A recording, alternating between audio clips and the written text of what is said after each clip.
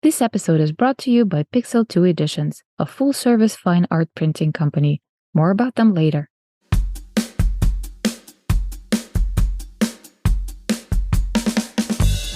Hello and welcome to In the Art Scene podcast, an art podcast that has it all. I'm your host, Galina Marquez, and I invite fascinating people to talk about their personal creative journeys, success stories, and inspiration. We talk about art business and marketing, how to find your creative voice, and all the new trends in the art world like NFT, AI, and such. Join me and my guest for today's conversation.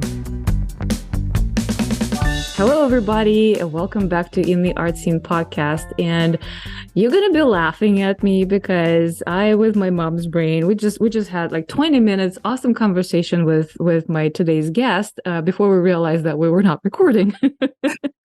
Anyway, I'm having another amazing guest today. Her name is Sylvia Becker-Hill. She is a fellow San Diego artist, a certified intentional creativity teacher.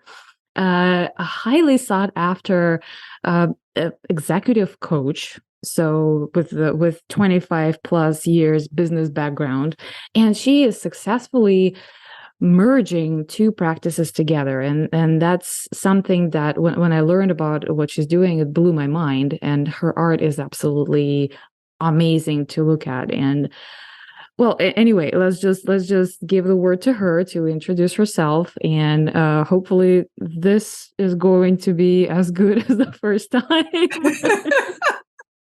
Okay, you have to judge that, my dear. But we'll catch up, don't worry.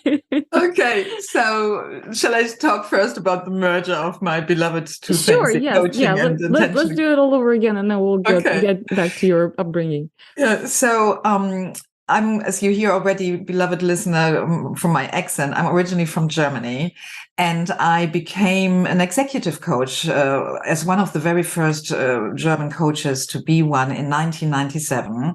So for over 25 years now, I'm coaching mainly first men, later women, because at the time in Germany, executives were mainly men. And then later, thank God, women were conquering the corporate world. And so I specialized later in women's empowerment, helping women leaders break through the glass ceilings first of corporations, till I discovered that for fulfillment, work-life balance, my beloved women leaders, they had to break through the glass ceilings inside themselves, inside their own brain, between their own ears, I like to say. And so I'm doing this now for over 25 years. And there was one thing again and again showing up in my practice, which started to bother me, which is that we humans, we want to change, but subconsciously we resist change. And there's a strong force literally in us to pull us back, to make us regress into old ways of being and habits. So some coaching processes are tough. My clients are literally, with my help, breaking through, having their results. And then a few months or even years later, we encounter them or reach out and ask them, hey, how are you doing? And sadly, the number of clients who then sometimes even embarrassingly or ashamed said, oh, Sylvia, it was so amazing, the work with you, but life happened. And then I get this story why suddenly things we worked so hard for them, they were regressing. And that frustrated me. And so I had to work through my own self-doubt. Is my coaching not good enough? Am I not powerful enough? What's going on here? Till I found first the science of the brain, neuroscience, to really understand the counterplay of the subconscious and conscious mind. So I was doing a lot of research to find a tool which helped me help my clients to overcome these change resistance, these change inertia, so that they don't only produce results for a few months, rather transform themselves in a lasting way, so that their brains get literally rewired in a hardwired way long-term for good. So when they coach with me, they get to where they want to be, they are transformed, that stays. And in that process, I spent a ton of money on different certifications, from NLP over transactional analysis, emotional freedom technique, known as tapping, all wonderful. And nothing yet went for me deep enough, working on all levels how we exist. We are not just mindset. We are not just heart set. We are not just emotional intelligence. We are not just ancestry, inherited stuff. We are not just energy. We are all of that. So I was looking to find something which works on all these levels of existence. And then the pandemic hit. And the gift in all the horror of the pandemic for me was the lockdown phase. My corporate business was on a hold because most of my corporate clients had cut all their budgets for corporate normal leadership training, team development, all these things I had been doing for years, which financed my life, all stopped. I found my art mentor, Shaila Sophia, in Sonoma, California, and got certified in her philosophy called intentional creativity. Boom! That was it. Not only took she the lid of my creative painting self, and I became literally in summer of 2020 art selling professional artist with my own wearable art fashion line and prints.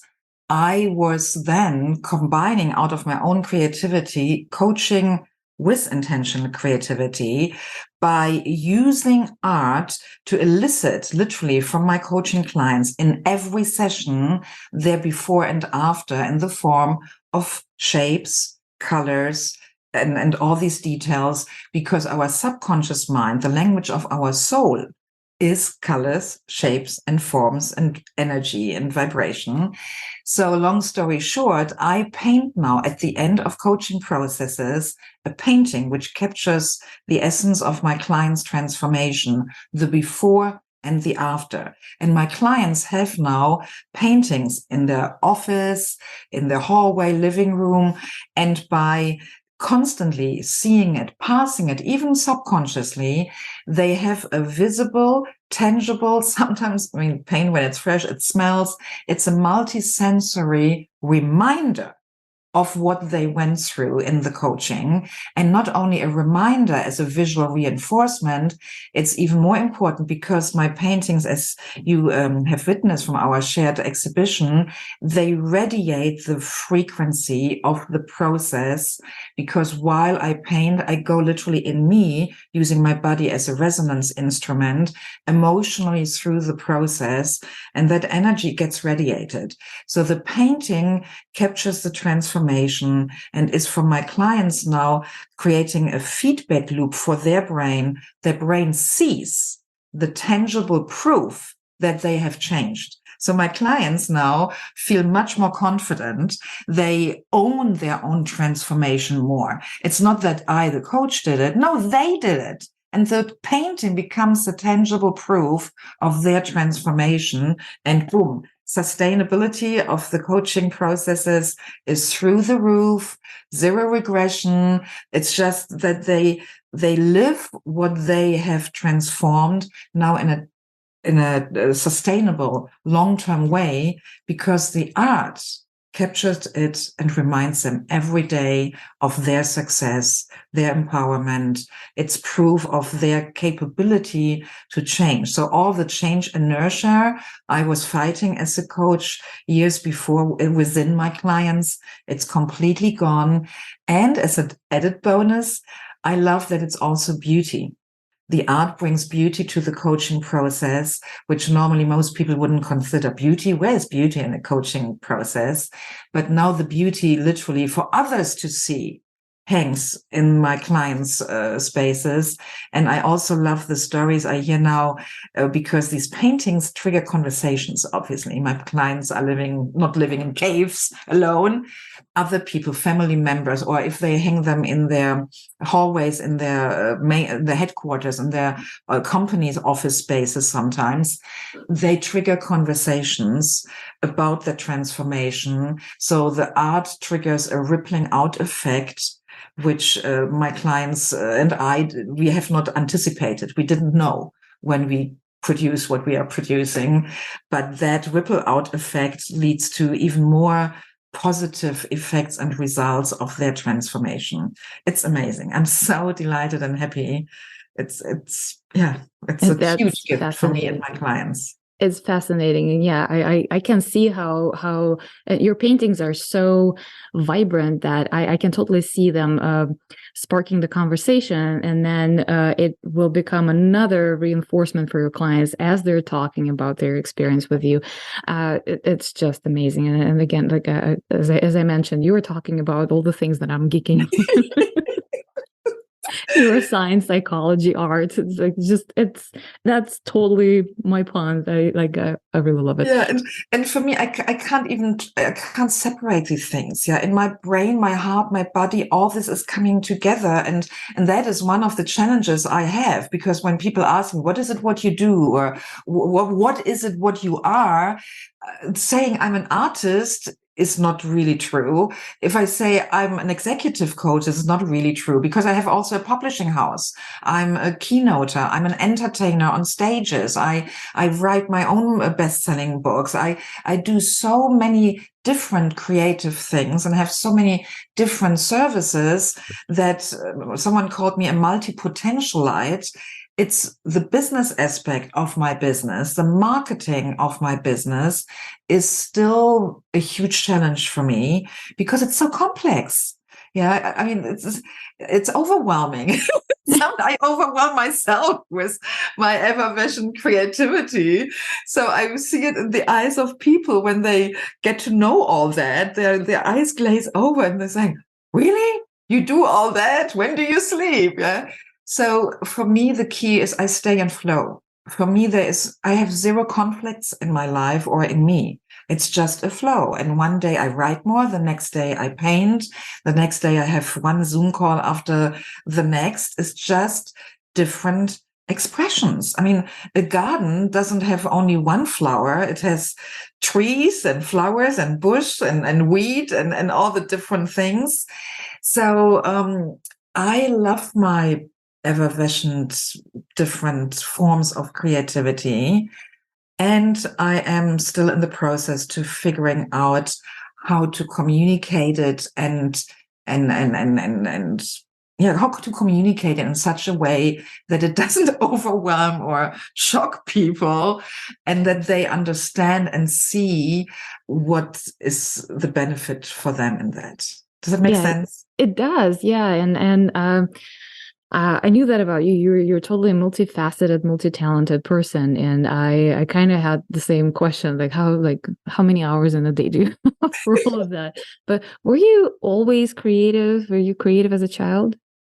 Yes, I was always creative. As a child, I grew up in Germany as a single child with parents who were quite late when they had me. My mother was nearly 40, my dad in his mid-late 40s, which statistically at the time in the 60s, that was late for becoming first-time parents.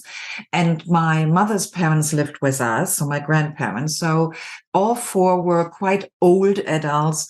They all four had horrendous stories of refugee time during the Second World War. So they, obviously as a child, I didn't know that they had PTSD.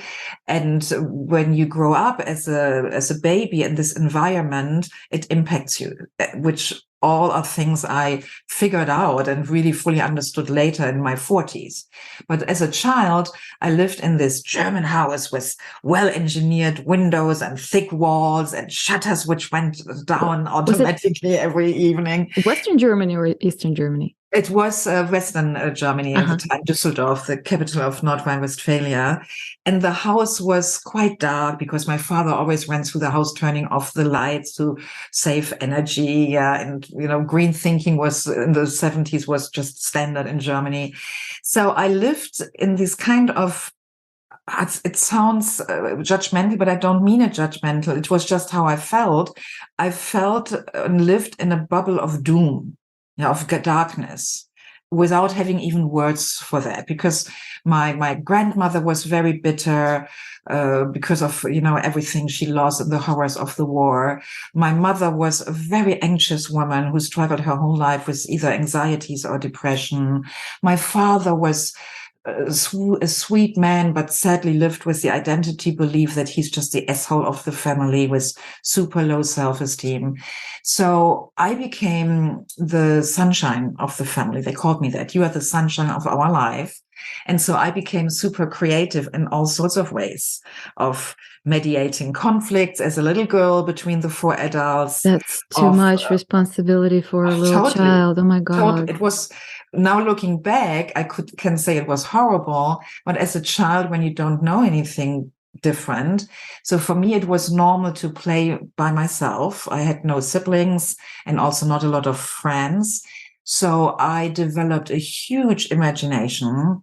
We had a beautiful, gorgeous big garden. So my garden became my big world. My father and we watched a lot of TV. So Star Trek at the time was our favorite thing. Spock. I worked long to be able in front of a mirror to raise my eyebrows like Spock and lift up my hand in the Vulcan peace greeting. So I developed this imagination of different worlds. I lived sci-fis and crazy stuff in that garden every day. I started drawing and painting at a very early age. My mother gave me, because she loved it. But the war didn't allow, but she loved to paint. She was literally talented, which I never really felt that much from a technical perspective that I had talent. But my mother encouraged me by giving me watercolors, crayons, with pencils. So I had all this creative crafting material. So the whole day I was doodling, drawing, writing before I could really write, like just crickle crackling in little booklets. I had magic books with crickle crackle doodling in them, where I maybe even pressed leaves and flowers from the garden, and I built huts in the garden with everything I could find, sticks and carton or old chairs, old furniture. They were my little caves and castles where I retreated to protect myself, because without knowing at the time, fear was just the kind of undercurrent of our life. Fear of the unknown, fear of, oh my gosh, the biggest sentence was, what will the neighbors think? Yeah, whatever you did, it was always then what will the neighbors think? Oh my gosh. Yeah, my grandma was that way too. Yeah. So now I understand it all with deep compassion. At the time, I was just, as a child, reacting, trying to do my best to be the sunshine of everyone, smiling constantly, even if I didn't feel this way. And creativity was my door to literally an alternative universe, to get out of this bubble of doom I felt suffocating in, and live an alternative life, if that makes sense. Yeah, it does. It does. And yeah, for a lot of children in similar situations, I think creativity is the escape route almost. Yeah, and I know that in your work and in that shared exhibition that you mentioned earlier, you had a wonderful speech, and you talked about generational trauma and how you work through this on your personal level, and also you bring it into your coaching as well. So if you can talk about that a little bit, that would be awesome. Yeah, so in the danger of maybe sounding a bit woo here, which in California, it's so normal. Totally fine. So, it's the right podcast for that. Yeah, so for some things, I don't have full proof. Yeah, I'm not a scientist. I mean, if I would have the ability to triple my days, I would love to be a scientist with a real laboratory here at a local university in the neuroscience department. So I don't have for everything I'm going to say real scientific proof, but yet my brain is very scientific. So I'm not saying the following from a woo-woo context. So for me, it's very clear that energetically, through osmosis, I took on a lot of trauma and PTSD from my parents and my grandparents without being consciously aware of that. I had two dreams most of my life. And one was always black and white, of a woman with a young girl sitting on some kind of bench in an ugly, dark, weird space where everything was shaking. I know now after decades later, and this as a side note, in Germany, most Germans after the Second World War, they didn't speak about their experiences. My parents never spoke about the war with me, and my grandparents neither. I learned about it through other relatives. And in my 40s, the brother of my mother, before he died, he took it on to write down his biography and collect old papers, like proof of the family history. And my mother was asked by him to write a chapter for that book. So my mother wrote 7 pages about her life, and in that a bit also about her war. And I got to read that book. The book was just printed privately at a local store 4 times. Mm-hmm. So my uncle and his wife, my mother, and one of his children and I, we have each one of these 4 books. And through that book, I learned literally in my 40s about some of the horrors. So my point is, there are a lot of things going on which are not logic. I was dreaming, which for years I didn't know what it was, because it was a nightmare. It was a dream. I woke up sweating or with my heart beating out of my chest, of this mother-daughter in a room, and everything is shaking and loud and dust is coming down, etc. I realized later it was a memory from my mother being the girl in that dream and her mother being in a bunker during the bomber attacks during the Second World War. I'm born 1967, over 20 years after the end of the Second World War. I've never been told anything about it. And I also am sure that I didn't watch any movie where exactly that scene might have been in it and got stuck in my brain. So, and I dreamt this dream again and again, probably, let's say 1 or 2 times a month for decades. Wow. And then in my 40s, learning about epigenetic PTSD. And at the time, I used emotional freedom technique to work through the things I discovered in me. First, literally only in me, on my own anxiety, but then even also am trained in systemic constellation and family constellation after Hellinger, where you can do as a proxy, do healing work in your body on behalf of someone in your family line.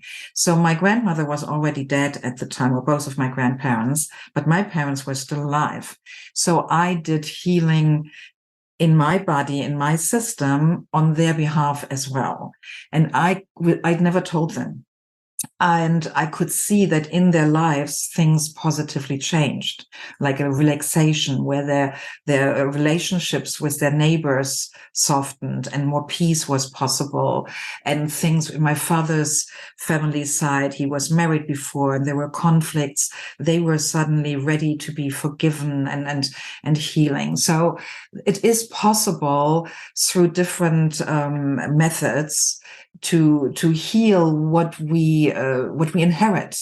It's not only genetically, but also through osmosis, by just being as a young child. As babies, our brain is like a sponge, literally. We suck in everything, all energies, all beliefs, all conversations, everything into our subconscious mind. We don't have yet language and words to dissect it and digest it and sort it. So after I did one tapping session on on the PTSD from the Second World War, without thinking about the dream, I didn't work consciously on the dream, but I worked on the anxiety in me, which was inherited. One tapping session of, 20, 30 minutes and a lot of crying around it, for maybe an hour. And I never had that dream again. Never. And I was in my 40s and I had that dream as long as I could remember. So for me, that's transformation.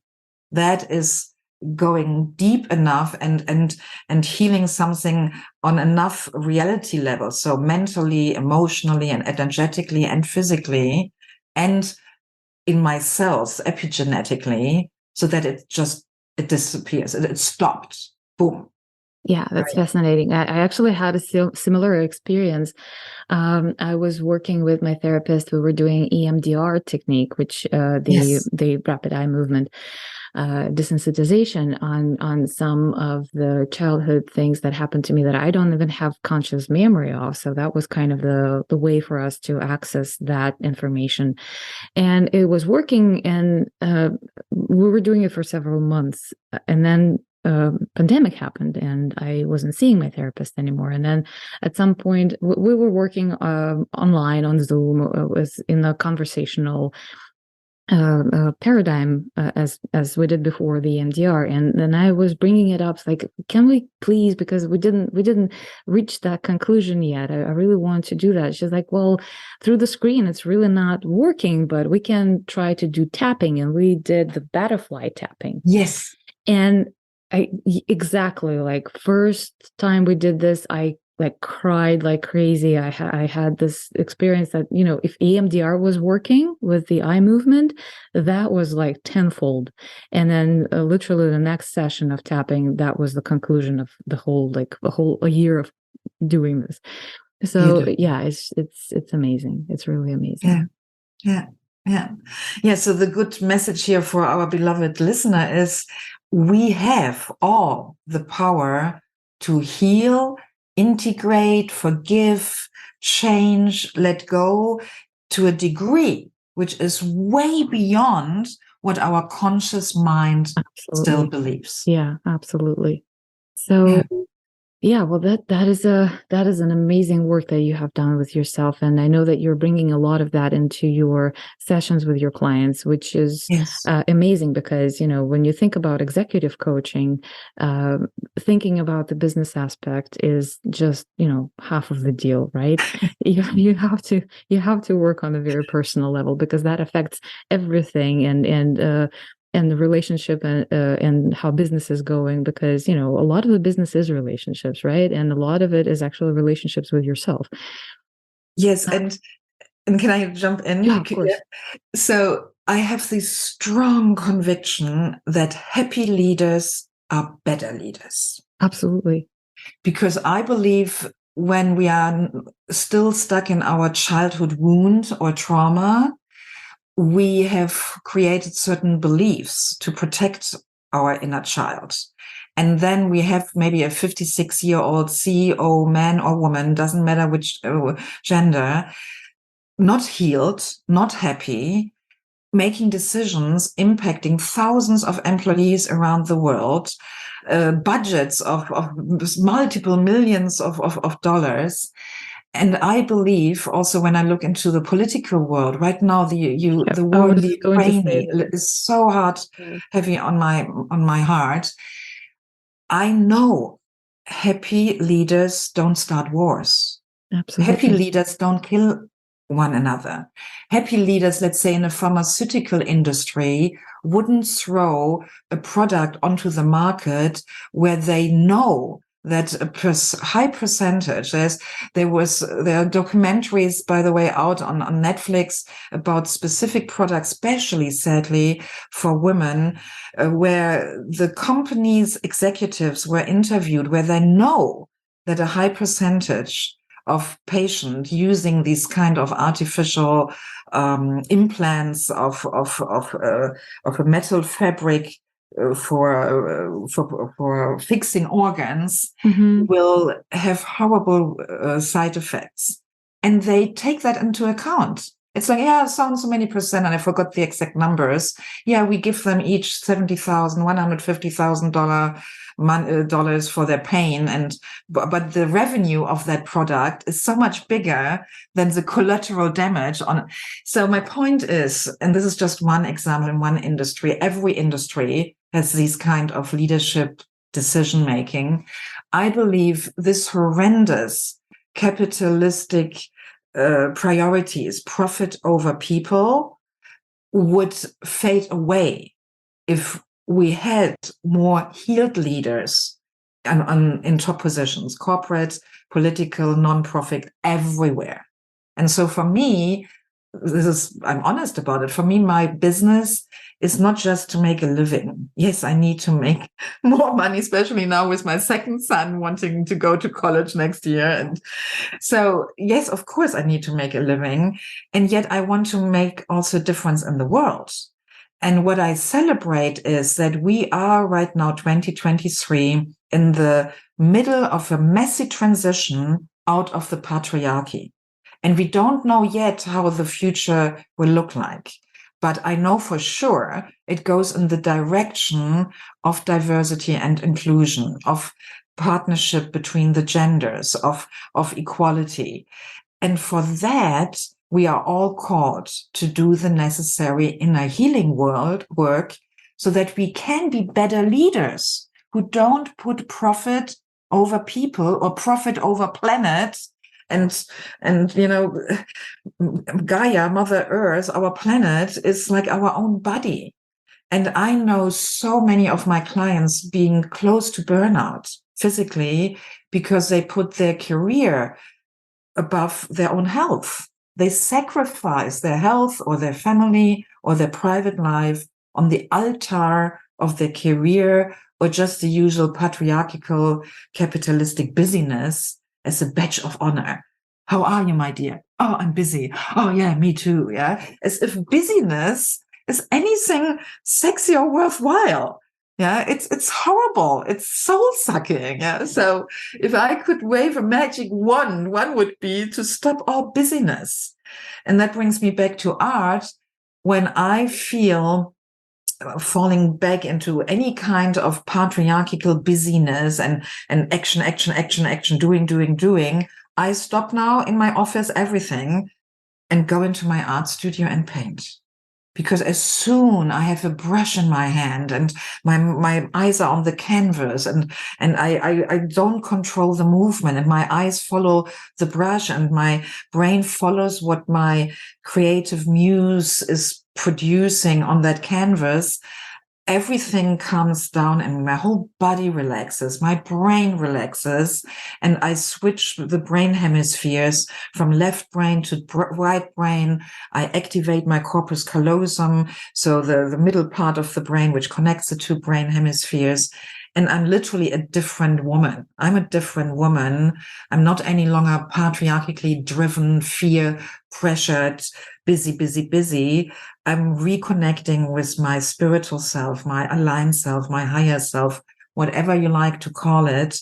And that, for me, is something I want every leader to have the tool for. And it doesn't need to be painting. For some people, it's cooking. My second son, he's an amazing cook since he's 11 years old, better than I. And I see when he comes from school and is stressed and agitated, put him in the kitchen with, especially baking, and give him all the substances to bake some cookies. He doesn't need to eat the cookie to feel better. He needs the baking. He needs a creative creation. And that is what I hope through my work can bring into not only the corporate world, but everywhere, so that people heal, be happy. I know it sounds so naive when I hear myself saying that, but I believe happy leaders are better leaders. And I also believe that a happy world is possible and that we have to work together. I could start crying now because this horrendous earthquake in Turkey and Syria killed so many people. The grief there, this is not just Turkey and Syria. I've never been to Syria and Turkey, but I feel the grief. And we all need tools to move through that collectively and not just, produce something we can sell and make profit and forget people and the planet and our personal pleasure, to stay in the row of words with P.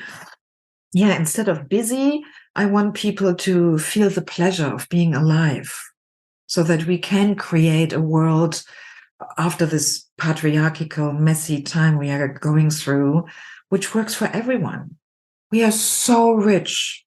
The world is so effing rich. I mean, Putin doesn't need to fight and conquer Ukraine. He needs to heal. I mean, that is what he needs to do. Yeah. Well, from your mouth, from your mouth to God's ears. Seriously, I could not agree more. I've been saying for years that if therapy would become something widely accepted or even legally necessary for certain people, the world would be so much better on so many levels. Yes, absolutely. And the therapy is not the only way of healing things.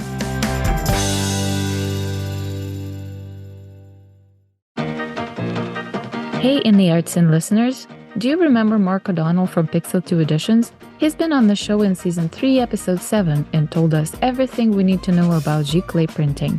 And take my word for it, Mark and his team are the best in Southern California and beyond. I've been a client of Pixel 2 Editions since 2019, and I've been shouting about them from the rooftops ever since. Luckily, I don't have to do it anymore because I have a podcast. Despite being San Diego local, Mark and his team are working with some of the best photographers and artists from all states, including Clark Little and Kadir Nelson. And frankly, if you are a photographer or a digital artist, you don't need to be local to work with Pixel 2 Editions. Just use a file upload on their website for your heavy images and write down the specs. They can print small proofs for you on any substrate you want and ship them to you for free. And for my listeners, they offer a free 8x10 full image proof on metal. Just tell them that you heard about them on the podcast and they will take care of you. Let me tell you, their metal prints are amazing. Whenever I order mine, they fly off the shelves in no time. So I highly recommend you try it out. And oh, did I mention that they are a full service company? It means that they do everything from color correcting and printing to framing and shipping directly to you or your clients. So don't wait, go to pixel2editions.com, 2 is a number, and editions is plural, or call 858-549-7299. Again, pixel2editions.com, 2 is a number, and editions is plural, or call 858-549-7299. Say hi for me.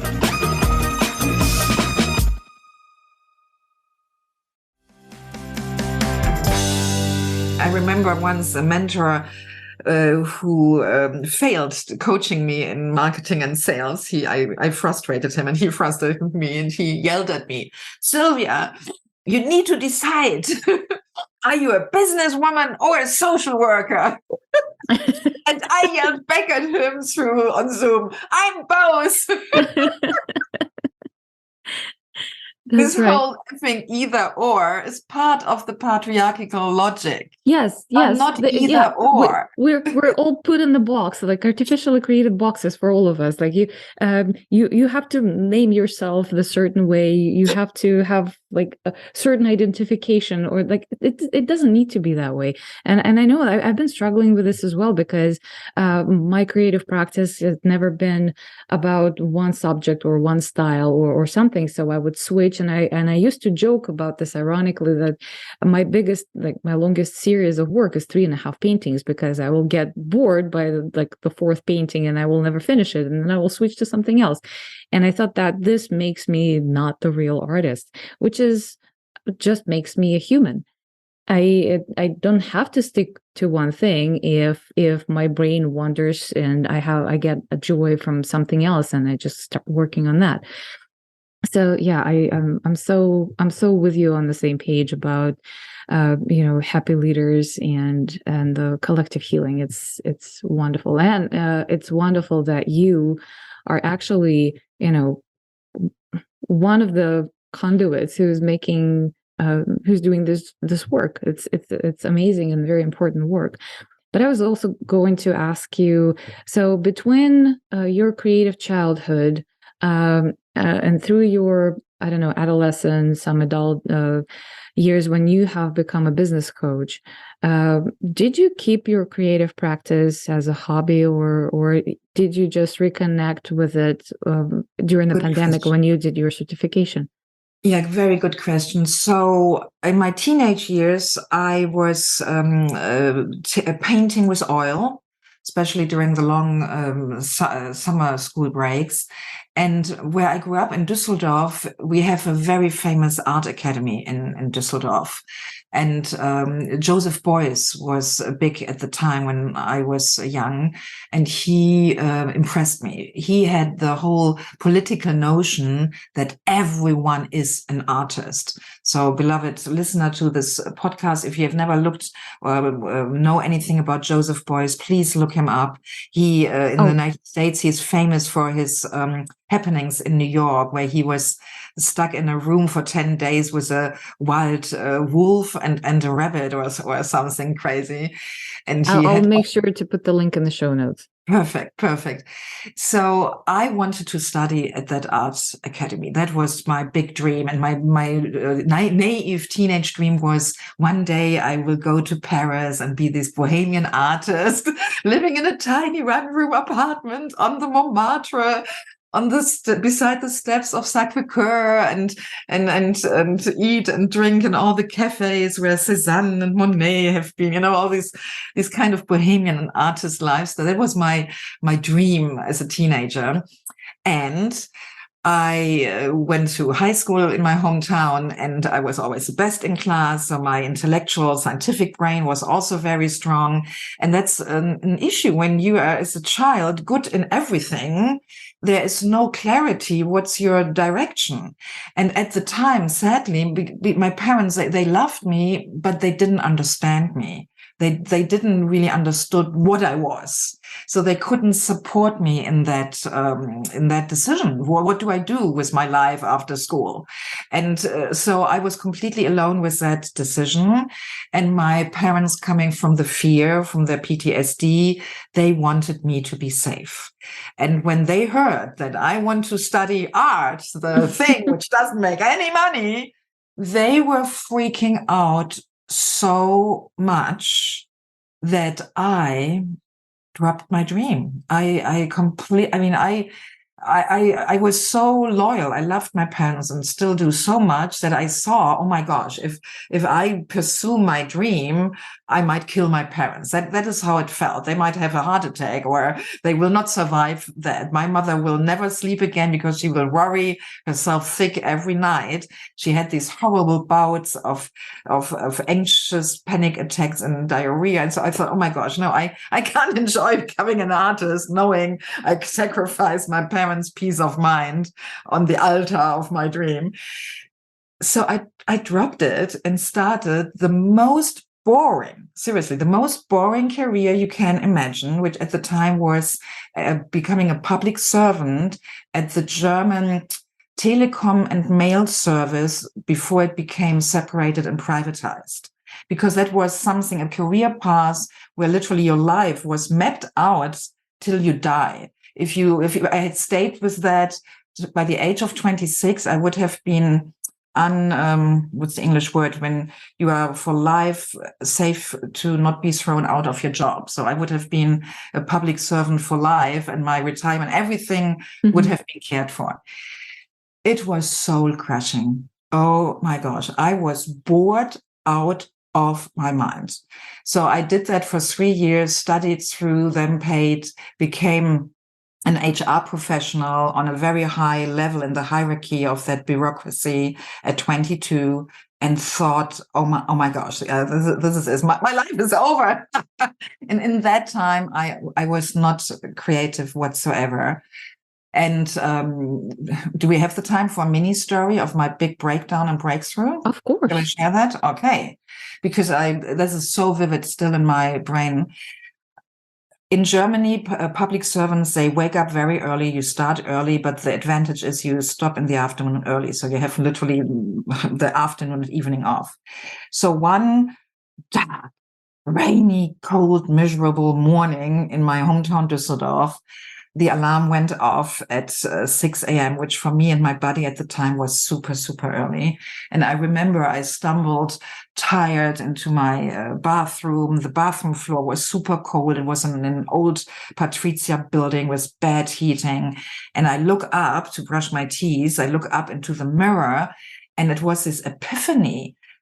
A super ugly face of an old, bitter woman was staring out of the mirror to me. And you're in your 20s. Yeah. And it was this face with the line, these lines when a woman is really, really bitter, where her lips, everything goes down from her nose, everything like an old prune or old lime. And I knew, oh my gosh, this is my face in 30 years, in my early 50s. If I stay in this career, I will end up looking like that, bitter, drained out of life, and just crushed. And I broke down literally on the cold bathroom floor, sobbing and crying. And that was my wake up moment. I got dressed, went back to the headquarters of this telecom center in my hometown, straight to my boss, and resigned on the same day. And 2 months later, I went back to university to study philosophy, linguistic, German literature, not art. I didn't get into the art academy.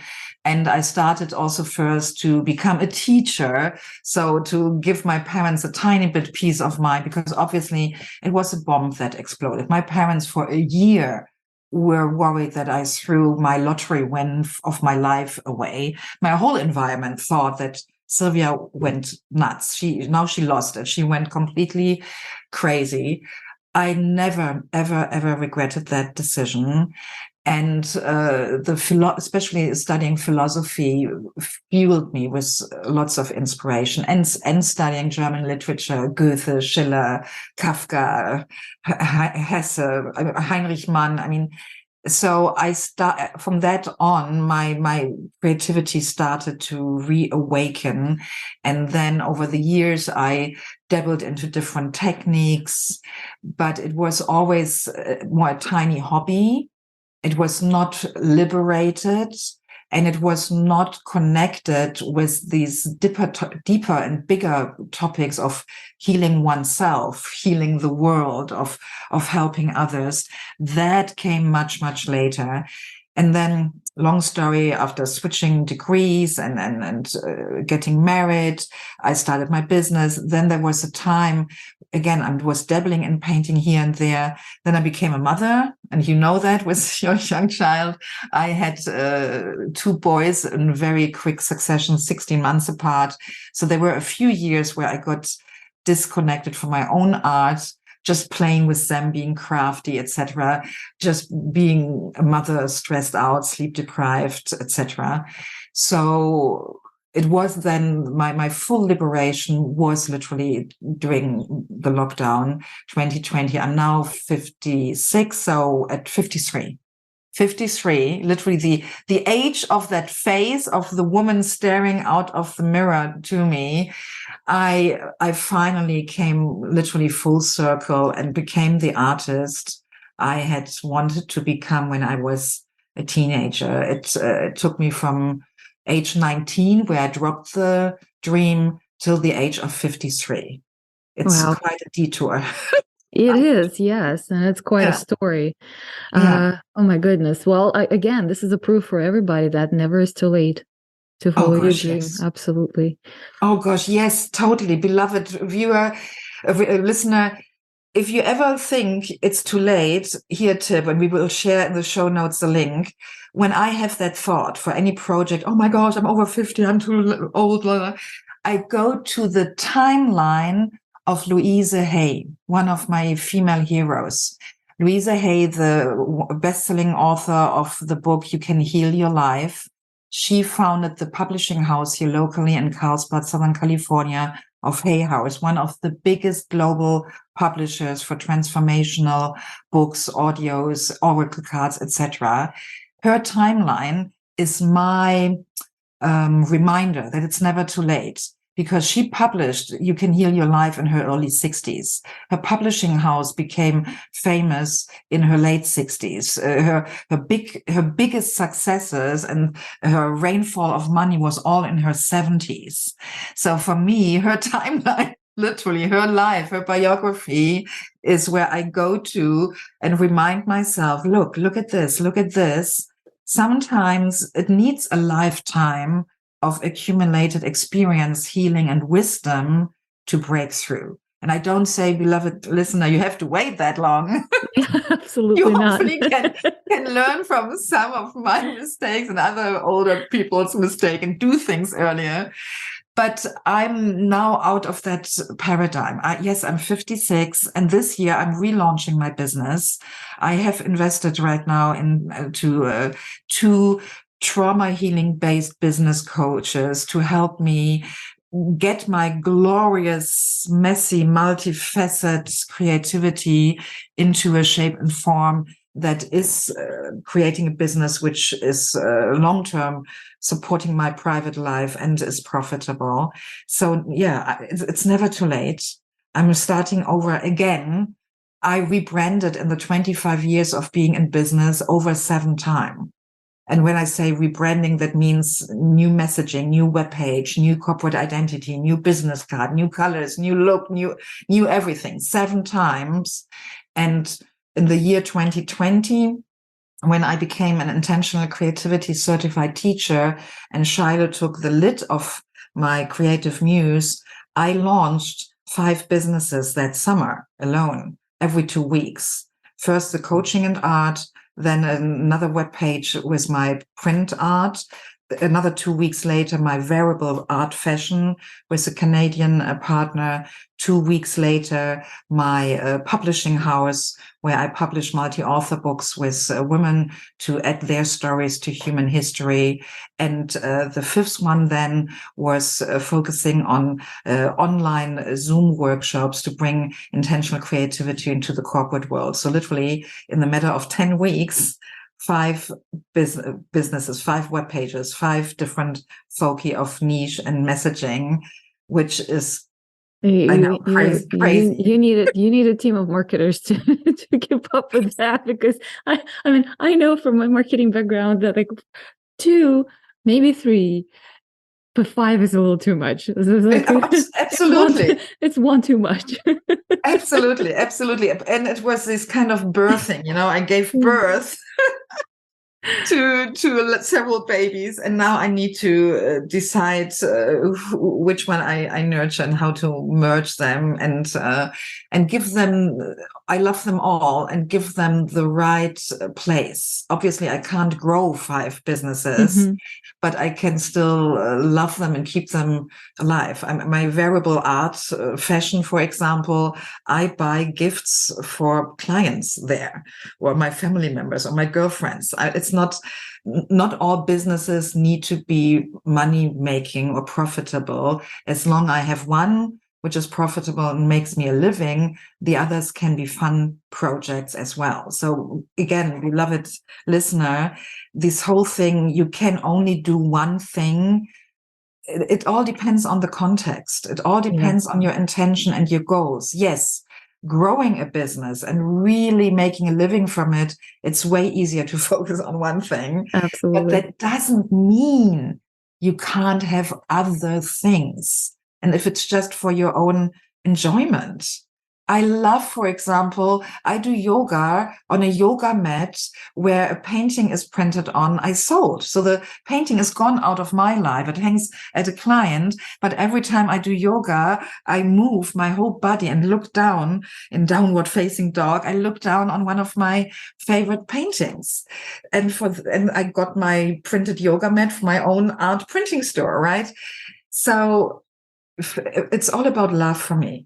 As long as you love something, go for it, do it, and just know its place. I'm not feeling guilty not to grow my variable art fashion business or my art print business. They are just there, and I use them for gifts for myself or others. And here and there, I make $20, which, it's not, they're not about the money, but still they are an expression of my love to the world. Yeah. And what's to say about that, against that, right? Well, I have a couple more questions for you. Okay. I think this might be a really good segue to actually talk about your intentional creativity practice. What is this about? I mean, this is the whole program. You got certified. You are a certified teacher. So, what is intentional creativity? What goes into it, and how you practice it? Okay. So intentional creativity, and these are now my words, which means our teacher gives us, legal rights to then go with what she has created and make it our own. So I'm not quoting now. That's my disclaimer here, what I'm going to say. So intentional creativity, how I understand it and live it, goes way beyond painting, way beyond art. It's a way of living. It's a lifestyle where I'm reconnecting with my inner muse. Someone might say your creativity, your divine spark. There are different words for that, what it is. And for me, that means being very conscious that throughout my day, this year, what we are doing is a creative act. We are creating a conversation which turns into an online offering, a podcast others will consume. So we are in a co-creation here. And living intentional creativity means that throughout the day, I have moments of conscious pauses. So as I said, I'm training myself not to go into busyness. I'm creating lots of short pauses. For example, when I go into my office and sit down and I see in my calendar Zoom call so-and-so comes up. So I take a pause and become present to what's my intention with that Zoom call. Or here today, what is my intention with our podcast? You didn't give me anything to prepare. We didn't decide about a topic for today. I didn't send you questions I wanted you to ask me, so I didn't know. So my intention was literally, I still made one, even though I stepped here into this big space of unknown with you. My intention was to be open, flexible, unattached, to allow whatever serves our beloved listeners the most to come through me, to be just a conduct to whatever serves. And this is how I am here. So I'm sitting here without a plan, without pre-scripted questions and answers, and yet I'm sitting here intentionally. I'm not just falling to my chair sloppily and enjoying our nice connection and blah blah in here with you. I'm intentional. I want that my voice, my energy, my words, I don't even know what I'm going to say in the next seconds, that they are of service, that they are of value, that they empower the listener. So intentional creativity is a way I do now everything.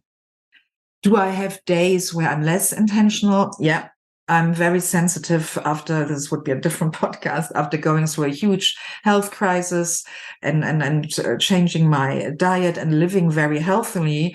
If I have now a days, let's say I eat a bad dinner and I have a bad digestion and bad night, the next days my energy is lower, and immediately my capability of being very conscious and intentional throughout the day is simply lower because my energy is lower.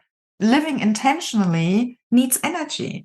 So I'm not perfect.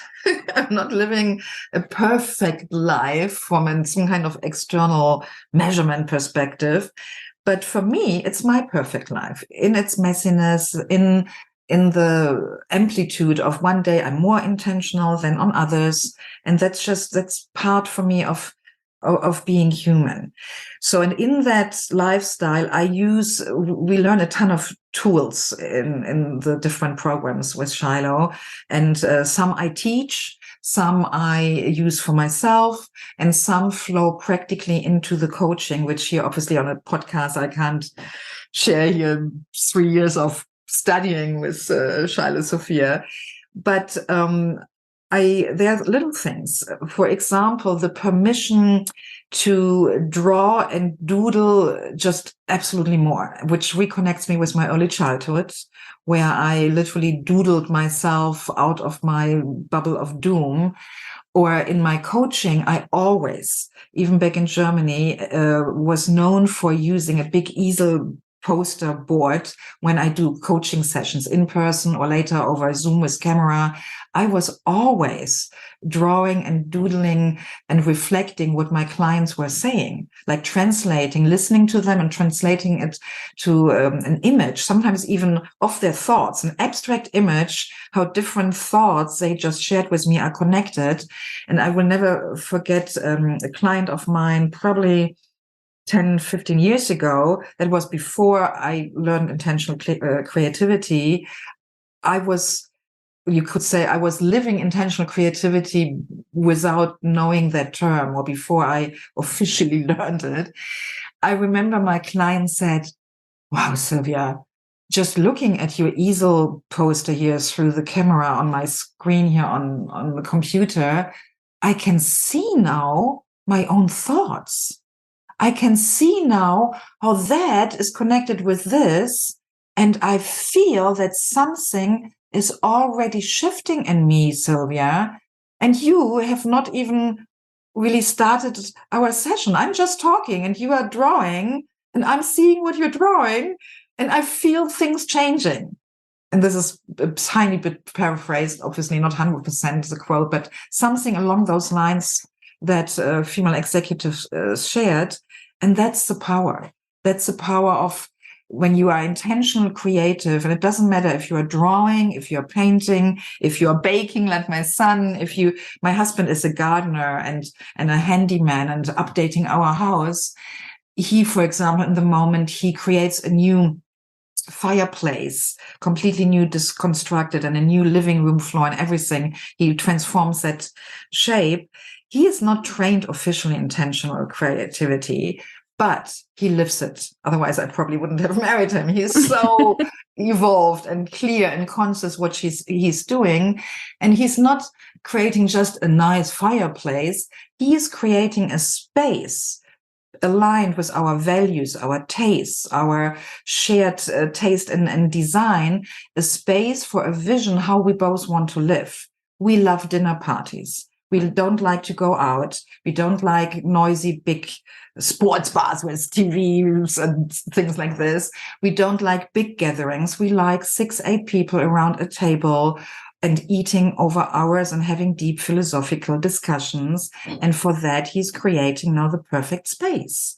So intentional creativity for me is an evolved way of living where you step completely out of your own inner victimhood to your own ego, where you just fundamentally step out of fear of not being good enough and being something you need fixing and working on, into, hey, I'm human, I'm created by who knows what, nature, the universe, God, whatever you like to call it.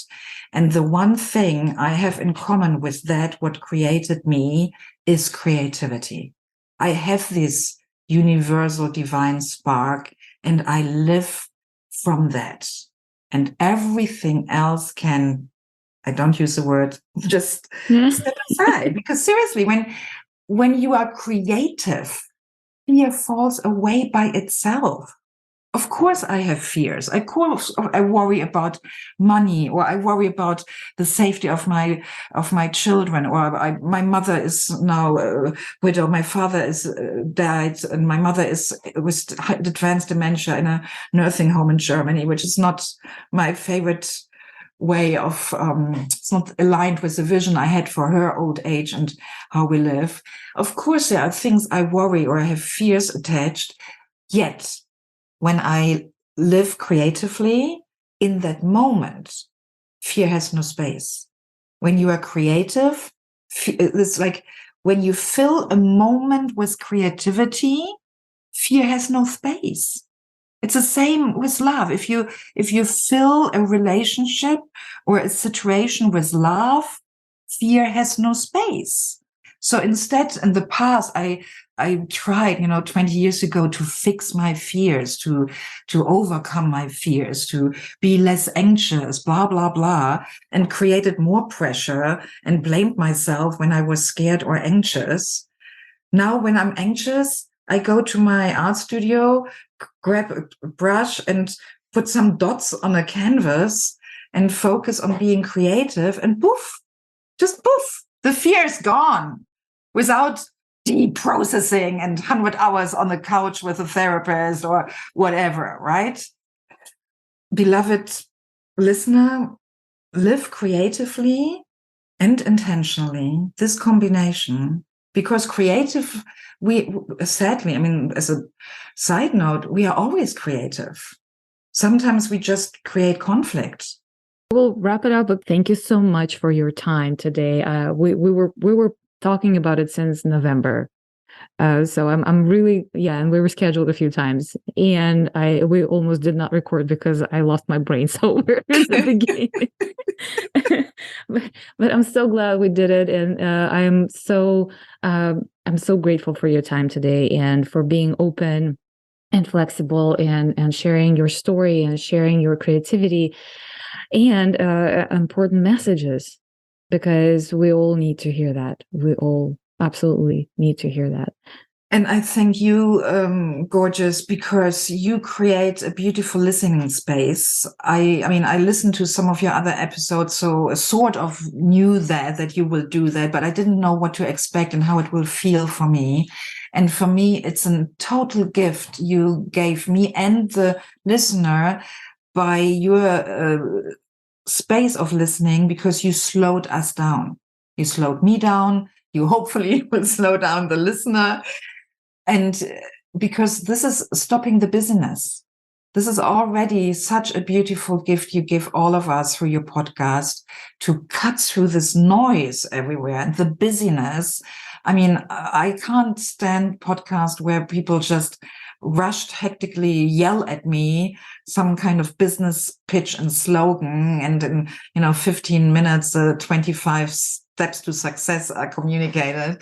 So for having a real conversation here, you and me, that was a serious, beautiful, deep gift for me. And I hope, beloved listener, you experienced and received that as well. And if you do, please leave Galina a message and support her podcast, because we need you, Galina, to keep up this work you're doing. As you said, your mission, so that artists don't feel alone around the world. And I hope that not only artists and that other peoples listen too. So beloved listener, if you're an artist, share the podcast beyond your artist circles, because we artists, I believe, we are one of the groups of the most powerful change makers, change catalysts in the world.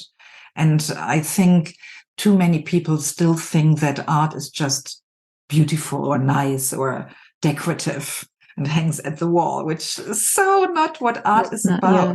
Yeah, it's not. So the artists were always, through human history, the mavericks, what's the English word for the role at a queen or kingdom's castle? The jester, that's the word. The jester, the one who can speak truth to power. And I think we artists, we are that. We are jesters. We need to speak truth to power, and we all do it in our different style and different ways. So yes, thank you, Galina, for this beautiful conversation today. Thank you for saying that. Thank you, Sylvia, for your support. And for you, everybody, go to the show notes at the intheartscene.com. There will be a full blog post with Sylvia's information, her bio, because there's so many things that we didn't touch on. Some of her work, if she will be willing to share, I'm sure she will. All the links and references, how to find her, how to get in touch. I don't know. Let's all get together and have a big workshop with Sylvia. Why not? Seriously. Yes. So yes. So yes, go there, find everything, click the links, get in touch with Sylvia, show her support, show me support, because I love doing it and I want to continue doing it. And we'll see you next time in the art scene. It has been another episode of In the Art Scene podcast. If you liked today's conversation, please give us a good review on Apple and go listen to other great stories. Check out our website intheartscene.com or follow us on Instagram at intheartscene for more content. If you are a creative, and you want to share your story, shoot us a message from the website or DM us on Instagram. Look forward to seeing you next time in the art scene.